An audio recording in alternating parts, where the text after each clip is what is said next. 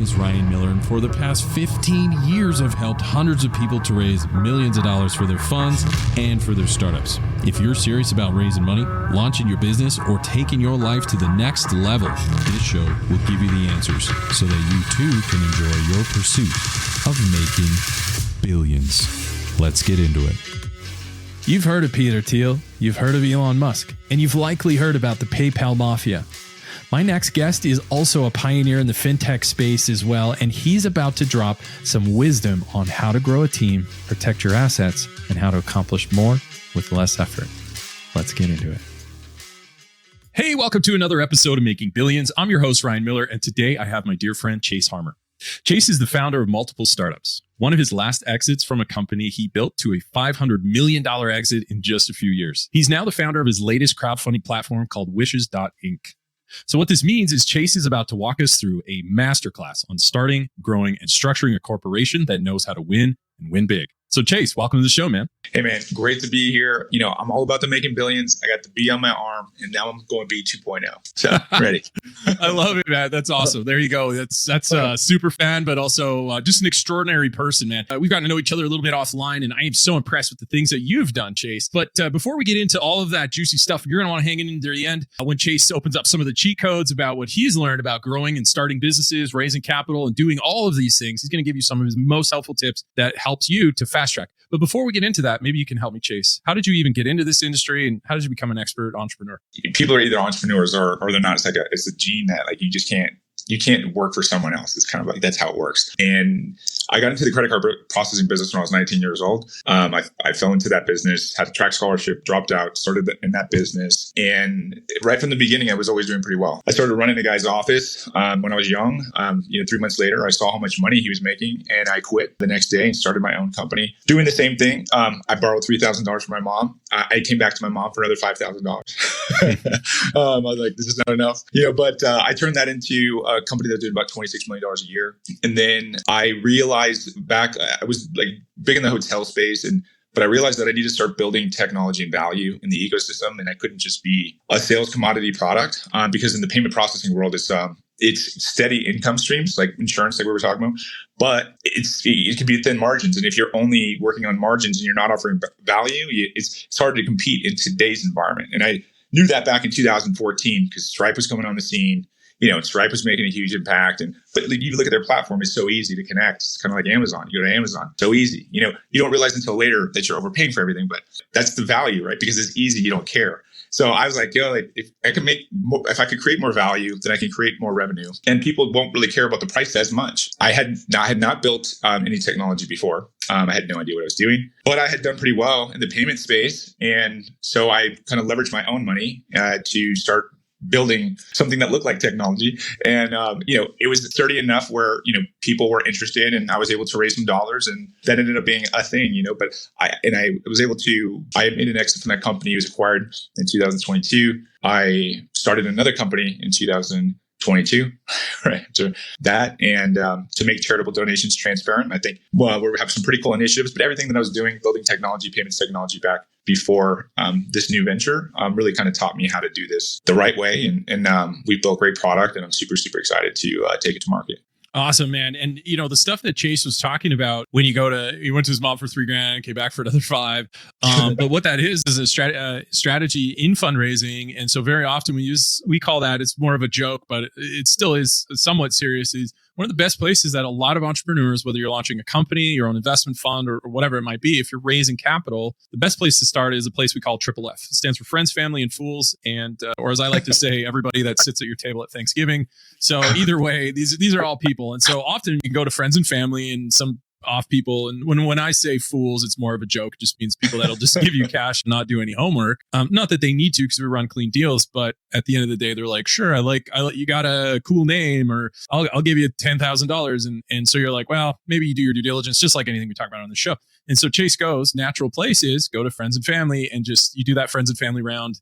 and you get a few grand and we're in business. And then we just keep scaling it up to there. And little do you know, that grows from that 3,000 plus loan from your mom into a $26 million a year, ultimately resulting in about $500 million exit. So there must have been some hyper growth to get that valuation. Yeah, well, I mean, a lot of work. Yeah, no kidding. So now you're launching a company called Wishes.inc, bit of a crowdfunding platform, but that's overly simplifying it. Maybe you can walk us through some of the stuff that you're doing today. Yeah, so I was one of the pioneers in virtual credit card technology. So, moving money from one transaction to the other. And so a good example of that in today's market is when we started doing virtual credit card technology, we're doing it for travel sites like Expedia. So if you think about when you go to book a ticket at Expedia, whether that's a plane ticket or a hotel room, they're not the hotel and they're not the airline. So they turn around and push that onto an actual credit card, the money that you gave, and they arbitrage that middle part, and then they send it over to the hotel. So I built about 7 patents in card issuing from 2014 to 2022. And I specifically knew how to solve the transparency problem with donations. So after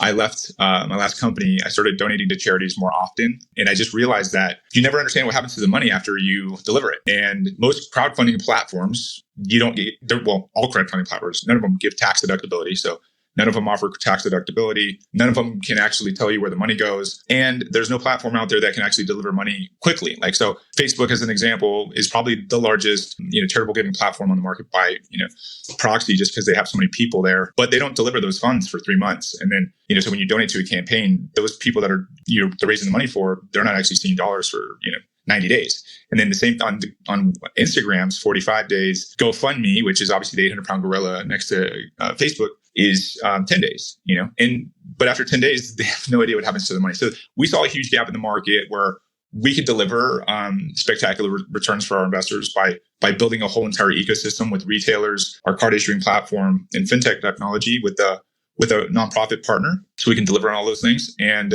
make donors really happy, so they understand what happens to their money, and the people that are receiving the money get the dollars that they need faster. So yeah, I mean, we just saw a big gap, and I had literally just been doing that, building that transparency for like 9 years right before that. And I was like, I know how to fix this problem. Man, that's phenomenal. And so you're registered as a charity, 501c3.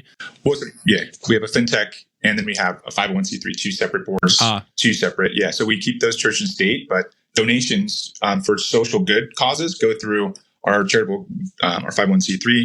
But then we also are we're getting into the political side of things too for the 2024 election. And that's all going through the FinTech. So wow, smart. Because I feel like a lot of people are very interested in this next election. I mean, holy smokes, what a world it is right now. Yeah. And are you launching soon, or have you launched? When's the big day? Yeah. So we've been building the technology. So I started the foundational work, like getting the 501c public charity and making sure that all the T's were crossed and I's were dotted for the connection between the two companies and how they're going to work together.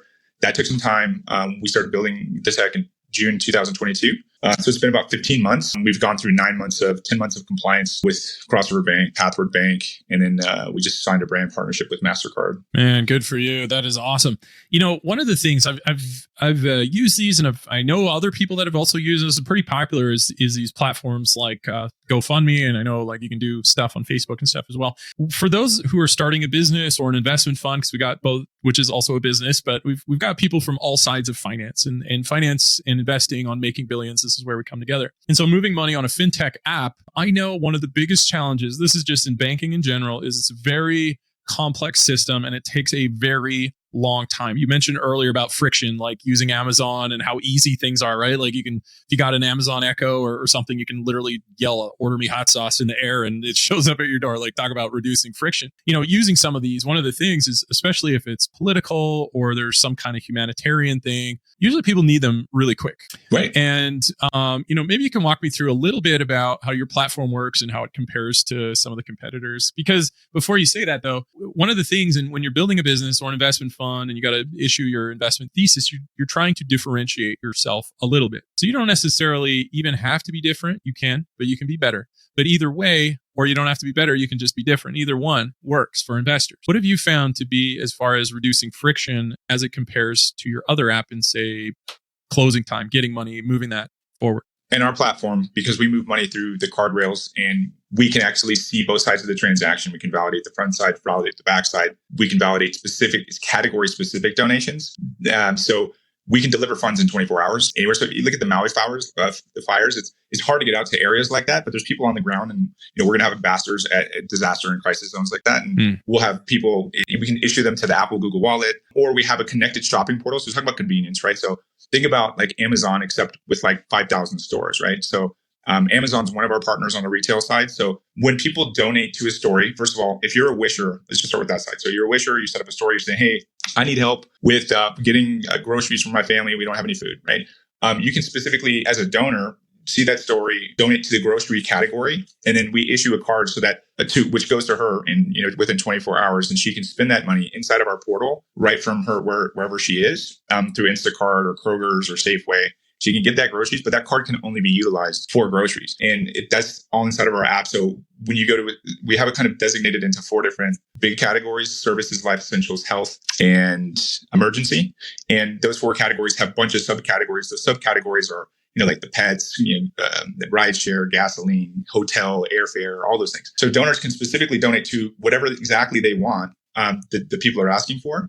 They can get those people can get that money, or that charity can get that money in less than 24 hours. And you can see exactly what happens to the money afterwards. There's no other platform, in the world right now that can do that. No one's offering true transparency. The only people that came up with ideas like that were in blockchain and cryptocurrency. And we talked about this earlier, but although I'm a believer in the digital technology and how money's going to move in the future, credit cards and MasterCards accomplishes the same thing that cryptocurrency is doing by creating ledgers on both sides of the transaction. When you purchase something at the store, you see it on your receipt in 5 seconds. When they spend it through our platform, because we're the card issuer, you know that they're spending it on exactly what they asked for. No other platform, crowdfunding platform, can guarantee that, hey, I'm raising money for cancer, or I'm raising money for my dog's sick.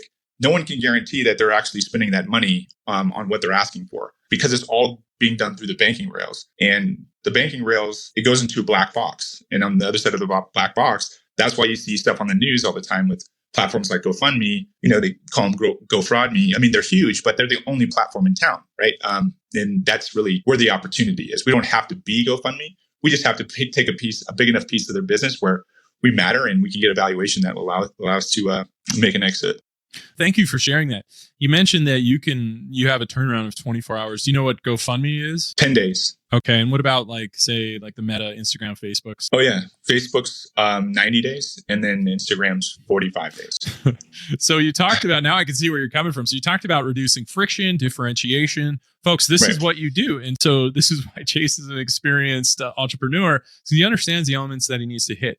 Not only is he an experienced entrepreneur, but Peter Thiel, Elon Musk, these PayPal mafia guys. Chase is the guy that maybe you haven't heard of. He's one of those pioneers in the payment industry, and he's kicking butt one more time on the giving side, using his patents and all of these things. So let me draw context that an investor or a VC might geek out, right? So we're providing it. So you say that GoFundMe's 10 days and you're in 1. So you're 10 times faster. We can loosely use this metric. 45 times faster than Instagram, and 90x faster.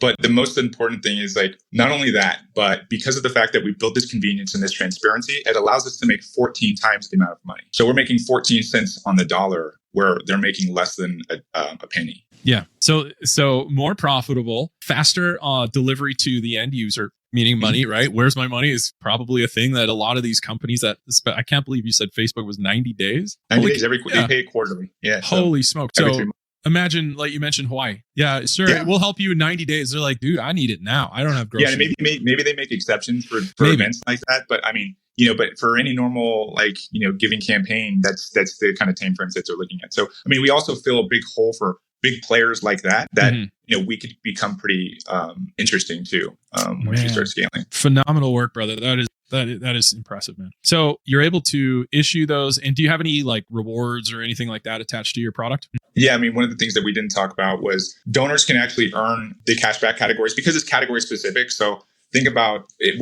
Maui's a perfect example because that island was on fire. People wanted to fly out of there. They needed places to stay. They could have bought them a hotel room or bought them an airline ticket. And most people, and that's an easy category to kind of focus on, because most people will earn bonus miles for, buying airline tickets or hotel rewards, or giving somebody a dinner, like at a restaurant, or buying groceries. Those are all bonus categories on most credit cards. So when you donate specifically on the front side, you say, hey, I'm going to help this guy out with groceries or a ride share or whatever those things are, you're actually earning your cash back in addition to your tax deductibility. So you get your full tax deductibility instantaneously. It's all inside of your dashboard.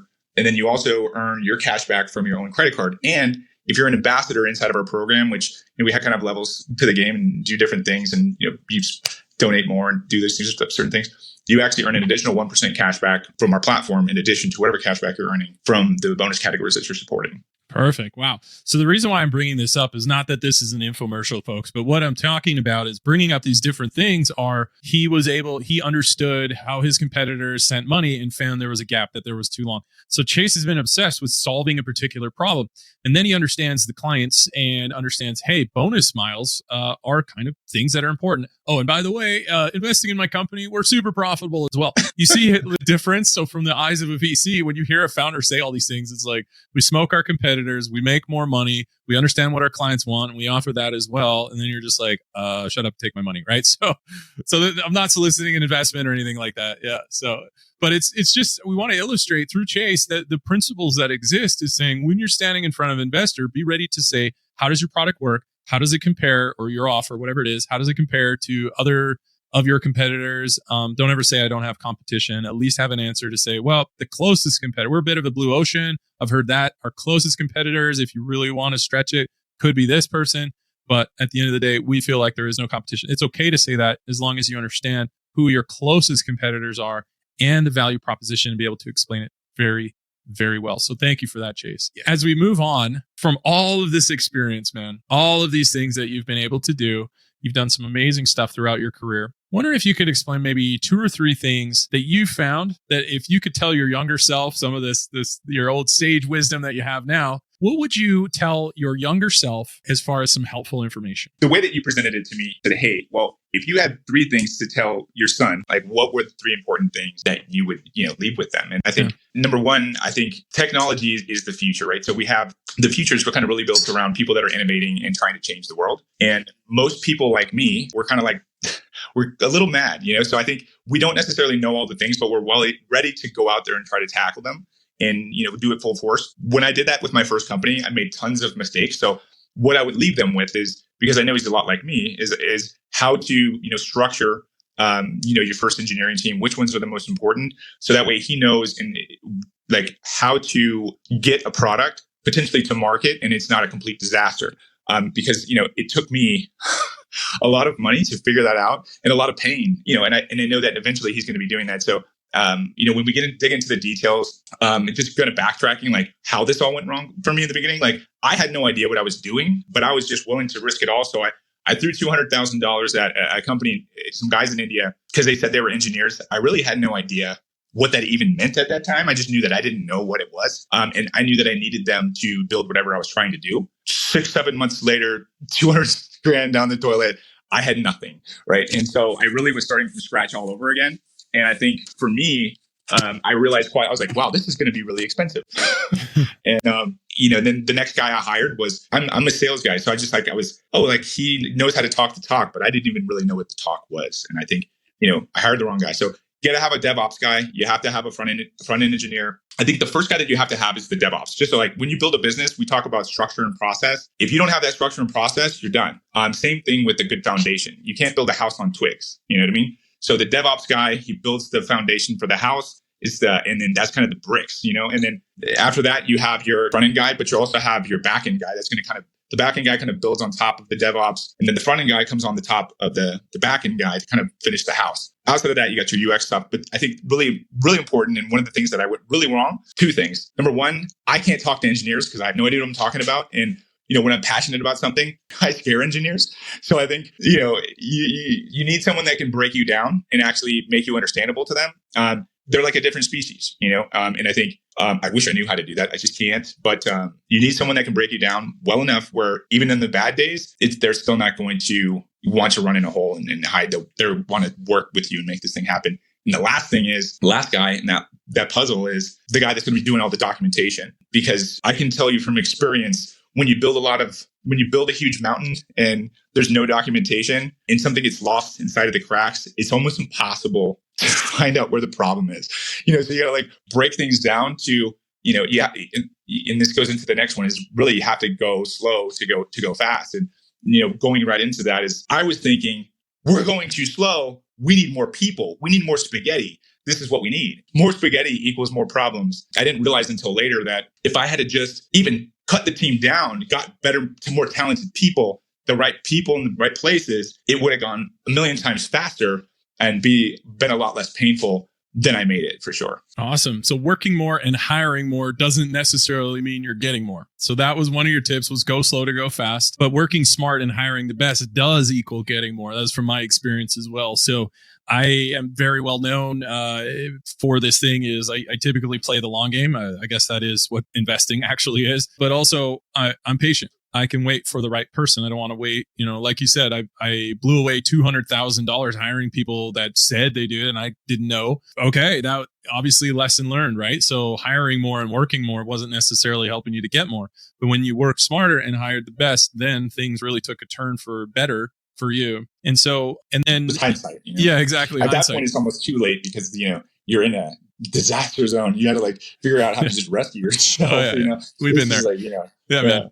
Yeah. And so and you mentioned hiring like front end, back end, DevOps, or like UI, UX and QA, QC, those different things. But if you need a core group of people, right? Mm-hmm. So when you're building something, you're not going to have 20 people. You don't need the designer for the. I mean, those are all like, you know, nice to have. It's like once you have the money, right? Like you need a core group of people that can basically do all the functionality of, you know, the dream team. So I think if you have a solid like 4 or 5 people, you can build, you know, a decent product if you have the right people in the right places. And of course, you know, product gets bigger, product scales, like you build the team from there. But hiring more than that without actually understanding the process, and I think I don't know if that was our other thing, but process was just really it was a huge learning process for me. Yeah, process management. Yeah, that is critical. And then when you're hiring people, you mentioned you had, you know, your first hire matters because they can translate. And folks, there's a theory in startups where a lot of people they have this passion for an idea, or they want to solve a problem, or they just think their boss is an idiot and they could do better on their own, or some combination of all of them. And so typically what you see, and this is very basic and broad strokes, you'll see a visionary, a manager, and a worker bee. And there's those 3 levels, and they can have all of them. And so the visionary, like Chase, who has the vision and the passion and the energy to just pull this thing, throw it over his shoulder and carry it over the finish line. But what happens is that they're good in the kind of this ethereal realm of possibilities, right? But we need structure. And so what Chase is talking about is saying, I'm really good with vision and energy and passion, but I needed someone to add structure to that vision so it was achievable. And so finding, as you said, in a tech company, was DevOps. But regardless of what kind of company you're building, if you're the visionary, please find a good person who can translate vision and turn it into structure, policy, process, SOPs, all of those things. Those kind of people are just a godsend for an entrepreneur. And then eventually you have these worker bees or whatever you want to call them, frontline workers who come in a very structured environment that was created out of the vision of the entrepreneur by the manager. And you've got this healthy ecosystem of profitability. Would you agree? Yeah. And one of the other things I think is a key thing to point out is, just taking a step back, I did the same thing here. So instead of having, you know, someone break me down, I realized my last company that I'm kind of like this wizard, but I'd rather be behind the scenes and I need a good operator to run the show. And so I hired a lady from the social good tech space that worked at the Ford Foundation. She's amazing, but she's a great operator, and she basically handles the stuff that I'm not as great at, but so I can focus on the things that make me valuable. And I think that was learned from the last FinTech that I started. I love that. So this is a big question I do get asked a lot by entrepreneurs or people launching their fund. But at the end of the day, everybody's looking for good quality people, right? So we always say, yeah, when you got the right person, how do you know it's the right person? Like, what do you do? Do you have, like you said, you hired people that speak the language better than you? I mean, I know some people do tests. Some people just have 18,000 interviews. I mean, how do you find the right person from your experience? I think if you're a startup, number one, we talked about engineers would love to say, most engineers I'm a full stack engineer. I can tell you that, like, I've never met an engineer that's great at both front end and back end. They're great at one or the other, because that's where they focus most of their time. And that's just the truth. But if you can that would be the best fit. If someone that can kind of do both of those things, that would be a great first hire. A back end, front end guy, you know, full stack maybe, but someone like that's really well-rounded, because you don't have that much money to spend. So, and you need somebody that can, you know, kind of just, you know, he can be in the weeds with you, because you need someone that's going to be in that weeds, and he will help you hire those other people, because you don't know what questions to ask. And there is tests that you want to give those to those people. And they're different for each set of job roles. Like the DevOps, his skills test will be different than the front end engineer test and the UI test and the back end guy test. Funny though, my guy, we had a really, really good engineer that was working for us, and he was doing these interviews. And he was giving this guy one of those coding tests, and you could see that he was on the other side of the Zoom. He was looking at Google, like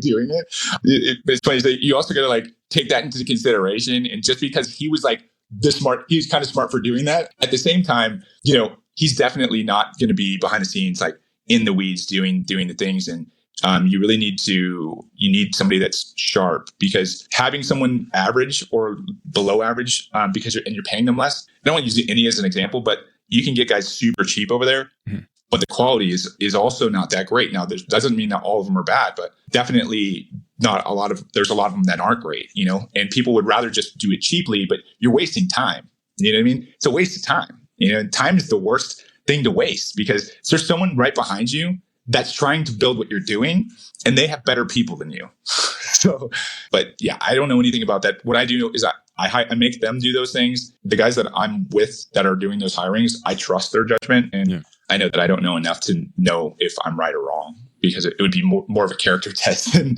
a skills test. I have no idea. Right on, man. One of the secret things, I don't know if it's that much of a secret, it won't be in 10 seconds here, but one of the things that is really good that I've found at focus, and you've actually talked about this, so I'm picking up on patterns, filtering it through some of the excellence that I've been able to achieve, and also learn from brilliant consultants at Accenture and McKinsey and so on. One of the areas on turning around, and this is what Chase is talking about, is there's 3 pillars, and I built this campaign when I was working on my own turnaround, and it's people, process, and technology. And so we talked about people, we talked about technology with those people, and then also process. Focusing on those 3 areas really helps to tighten up and give you some visibility. And if you monitor those things in your operations, you can actually find ways to improve profitability, reduce costs, accelerate speed. And this is why Chase is able to build teams to generate high profitability, low friction businesses, because he understands the value of people, the value of process, and the value of technology. You can do that in a fund. You can do that in a startup. You can pretty much do that and should do that in almost any business. But if you mess up, if you have great people that you hand them off and sit them in a desk and tell them, here's what you have to do, and it's a horrible process, they're going to look bad. They're going to be frustrated. Your turnover is going to go up. And so what Chase does, I can see all this stuff with just these little bits that he's saying as a VC myself. I can say, wow, this guy understands how to not only build businesses, but how to run them, right? It's not enough to turn over the engine. You got to drive the car. And so we talked about building a solid dev team, maybe having tests. Some of them are going on Google to figure it out. Tests. Yeah. One you guys do. Yeah. And then you talked about going, go slow to go fast. So working smarter and hiring the best is what gets you more, not hiring more. How have you found, let's say a third one.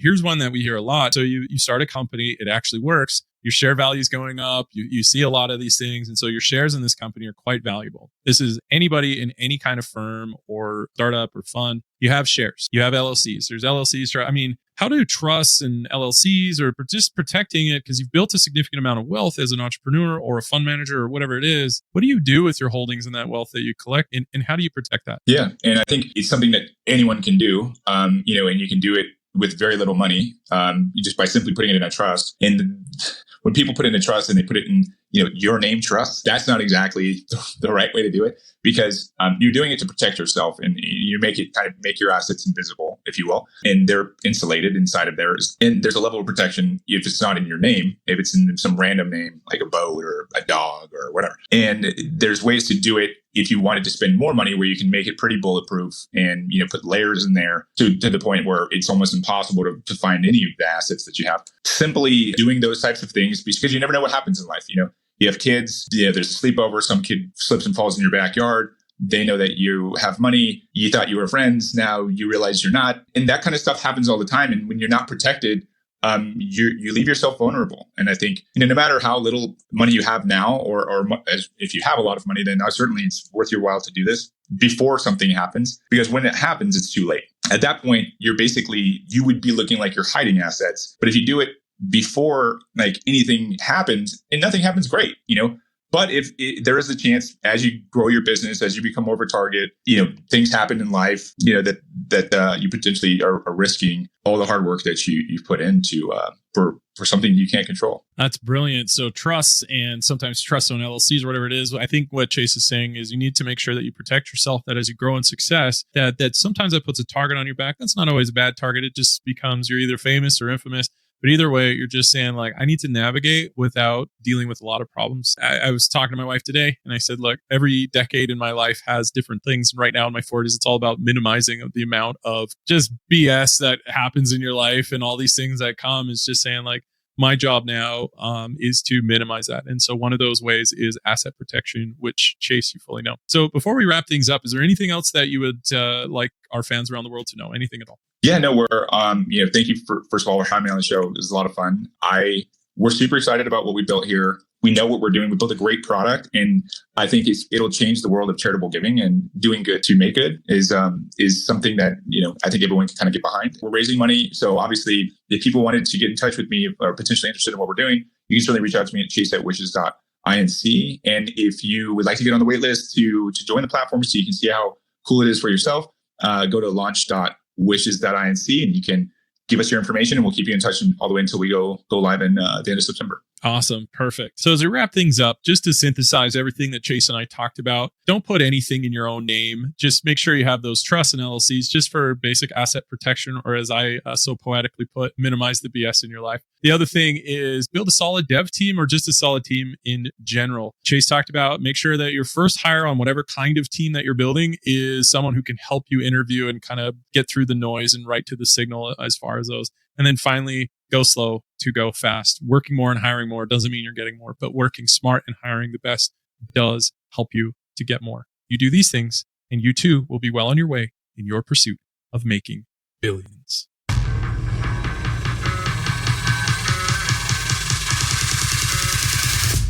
Wow, what a show. I hope you enjoyed this episode as much as I did. Now, if you haven't done so already, be sure to leave a comment and review on new ideas and guests you want me to bring on for future episodes. Plus, why don't you head over to YouTube and see extra takes while you get to know our guests even better. And make sure to come back for our next episode where we dive even deeper into the people, the process, and the perspectives of both investors and founders. Until then, my friends, stay hungry, focus on your goals, and keep grinding towards your dream of making billions.